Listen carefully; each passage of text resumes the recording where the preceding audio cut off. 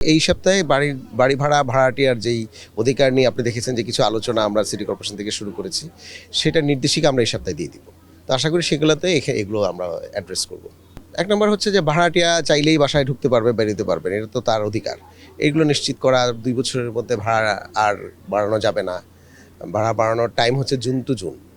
হ্যাঁ, তো চাইলেই জানুয়ারি মাসে ডিসেম্বরে যে ভাড়া বাড়ানোর যেই প্র্যাকটিস, এটা বন্ধ করতে হবে। তারপরে যে ছাদের চাবি এবং তালার জন্য যে অ্যাক্সিডেন্টটা উত্তরাতে হলো, এগুলো যেন না হয়, এগুলোকে একটু মেনটেন করা। কেউ যদি গার্ডেনিং করতে চায় বাসায়, তাকে গার্ডেনিং করার সুযোগ দেওয়া, ছাদে গার্ডেনিং করার সুযোগ দেওয়া। বাড়িওয়ালার সমিতি, ভাড়াটিয়ার সমিতি থাকবে, তাহলে এগুলোর অধিকারগুলো রক্ষণাবেক্ষণ করা লাগবে। প্রবলেমগুলো হলে কোথায় যাবেন, হ্যাঁ, ভাড়া যদি ঠিক মতো না দেয় তাহলে তাকে উচ্ছেদ কীভাবে করবে, এই সবগুলো নির্দেশনা এগুলো থাকবে। দুটো জিনিস আমরা বলতে চাই। একটা হচ্ছে যে এই শহরটা যেরকমভাবে নিজের ইচ্ছা মতো, মানে কোনো আইন ছাড়াই এই শহরটা বড় হয়ে গিয়েছে, সত্য কথা।